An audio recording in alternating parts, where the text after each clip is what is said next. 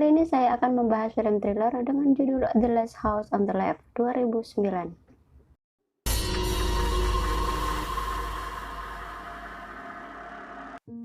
Di awal kisah diperlihatkan dua orang polisi yang sedang membawa satu orang tahanan bernama Krug. Saat sedang menunggu kereta api lewat, tiba-tiba dari arah samping sebuah pick-up berwarna kuning dengan sengaja menabrak mobil yang berisi tahanan. Ternyata mereka adalah Francis, adik kandung Krug, dan pacarnya bernama Cedel. Setelah berhasil membebaskan Krug, tanpa rasa iba sedikit pun, mereka langsung menghabisi kedua petugas tersebut. Scene berpindah ke sebuah keluarga yang ingin menghabiskan masa liburan di sebuah villa yang jauh dari keramaian kota. Keluarga tersebut terdiri dari ibu bernama Emma, ayah John, dan anaknya bernama Mary. Sang ayah adalah seorang dokter, sedangkan Mary adalah salah satu atlet renang di sekolahnya. Are we there yet? We are making the turn. Singkat cerita, tibalah mereka di sebuah rumah tepi danau. Tempat tersebut sangatlah sepi dan jauh dari tetangga.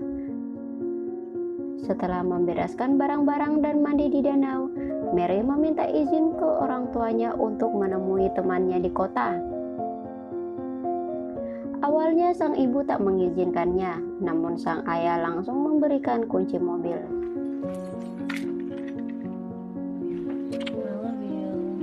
Bye, babe.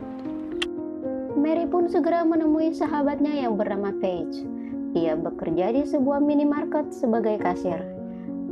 Saat mereka sedang ngobrol soal ganja, seorang pemuda bernama Justin tanpa sengaja menguping pembicaraan mereka. Justin memperkenalkan dirinya pada Mary dan Paige dan menawarkan ganja miliknya untuk ditukarkan dengan rokok. Mereka bertiga segera OTW ke hotel tempat Justin menginap. Sesampainya di sana, Paige masuk ke kamar Justin untuk mengambil barang tersebut, sementara Mary menunggu di mobil. Karena tak bisa menghubunginya lewat telepon dikarenakan jaringannya yang timbul tenggelam, Mary terpaksa menyusulnya. Sesampainya di kamar, Mary mendapati Paige dan Justin yang lagi asik menikmati perut ganja. Tak lama kemudian sang ibu menelponnya. Mary berkata ia akan nginap di tempat Paige. Sang ibu tak mengizinkannya, namun obrolan mereka harus terputus karena gangguan sinyal kumat lagi. Mereka pun kembali bersenang-senang. Namun, suasana ceria seketika berubah menjadi tegang ketika keluarga Justin datang. Yang ternyata, buron yang kita lihat di awal scene tadi adalah ayah Justin. Mengetahui mereka adalah buronan, Mary dan Paige berusaha meyakinkan mereka untuk merahasiakan keberadaan mereka. Namun, ayah Justin tak mau mengambil resiko. Justin berusaha membujuk ayahnya agar melepaskan kedua teman barunya itu. Namun, ia mendapatkan jawaban dengan sebuah pukulan dari sang ayah.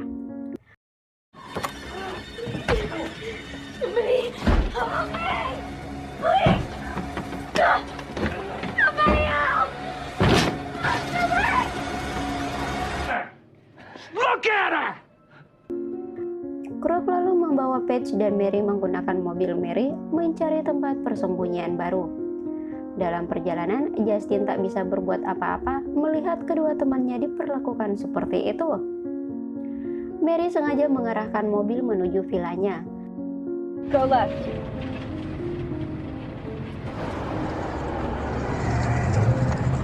Tak mau pasrah dengan keadaan, Mary langsung menyerang Cedel menggunakan ladder mobil yang menyebabkan mobil kehilangan kendali dan menabrak pohon.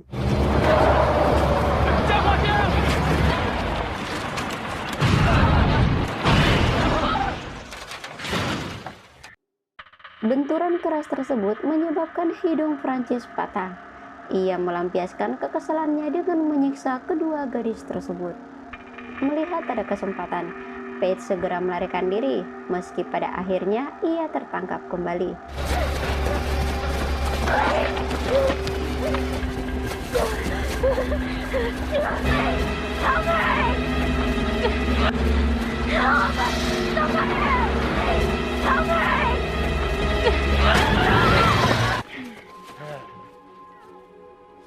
Justin hanya bisa melihat kedua temannya disiksa oleh keluarganya sendiri.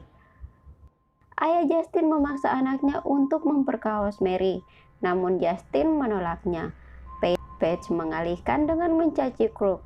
Sayangnya, perbuatannya tersebut harus berakhir dengan beberapa tikaman yang menyebabkannya tewas di tempat. Setelah itu, dengan bantuan kekasihnya Cedar, Crook memperkaos Mary.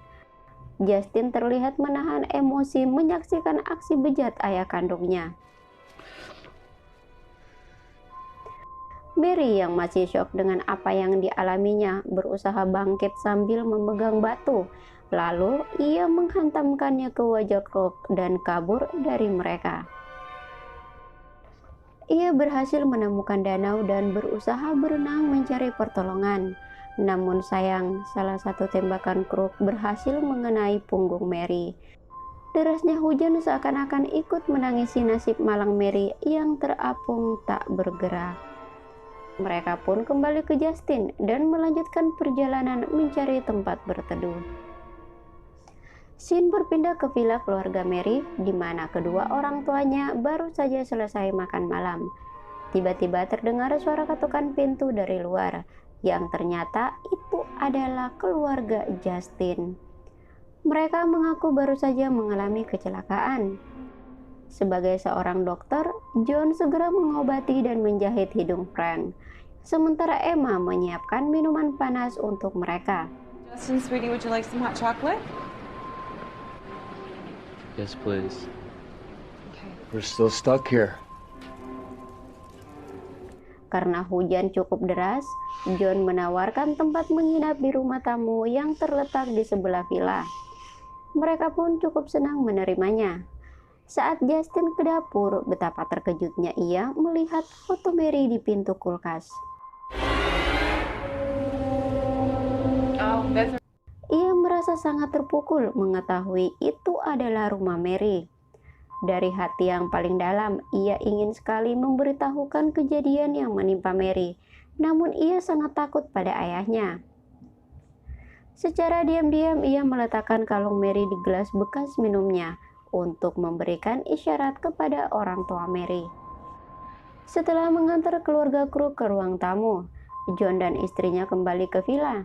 Namun tiba-tiba terdengar lagi suara dari teras rumah. Did you hear that? Where is it coming from? Sounds like it's coming from the porch. Mary! Oh my god! Oh my god! Guys! Yang ternyata itu adalah Mary yang berhasil selamat dari tembakan Crook.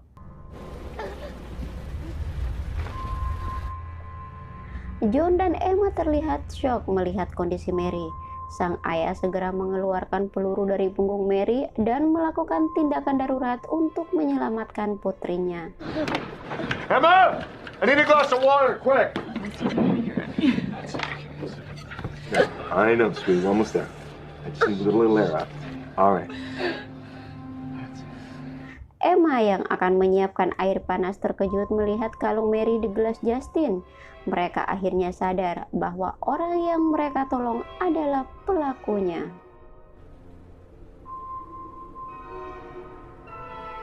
Mereka juga sangat terpukul setelah mengetahui bahwa Mary juga telah diperkaos. Hal itu membuat emosi John dan Emma semakin memuncak. If you're ready to do anything. John, I've seen it.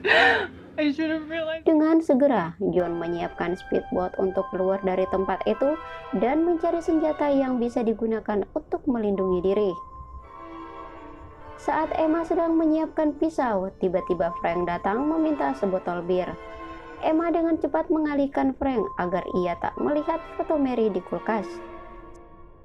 Saat Frank melihat Mary, Emma langsung menghajarnya dengan botol dan menikamnya di dada.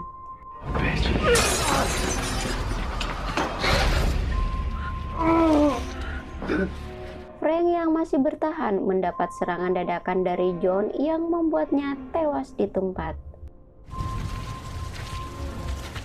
Mereka kemudian masuk ke rumah tamu. Justin yang masih terjaga memberikan pistol ayahnya kepada John.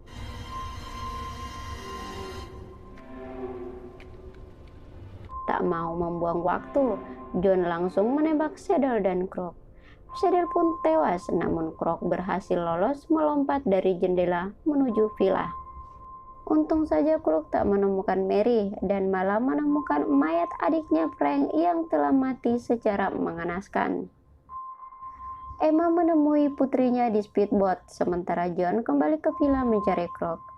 Perkelahian pun tak terelakkan lagi. Kruk dengan mudah mengalahkan John. Saat Kruk akan melakukan eksekusi terhadap John, Justin langsung menodongkan pistol ke ayahnya. Namun sang ayah berhasil merampas pistol tersebut. Tanpa rasa iba sedikit pun terhadap anak kandungnya, Kruk mencekik Justin dan menancapkan besi tepat di dadanya.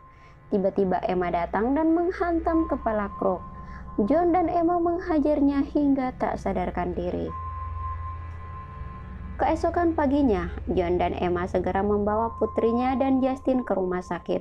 Setelah itu, John kembali ke villa untuk mengeksekusi Kruk dengan cara dibius dari leher ke bawah. Setelah itu, ia memasukkan kepala Kruk ke dalam microwave hingga meleduk.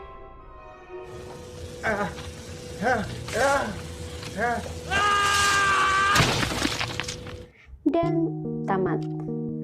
Jika suka dengan video ini, minta like-nya ya, dan jangan lupa subrek. Wassalamualaikum warahmatullahi wabarakatuh.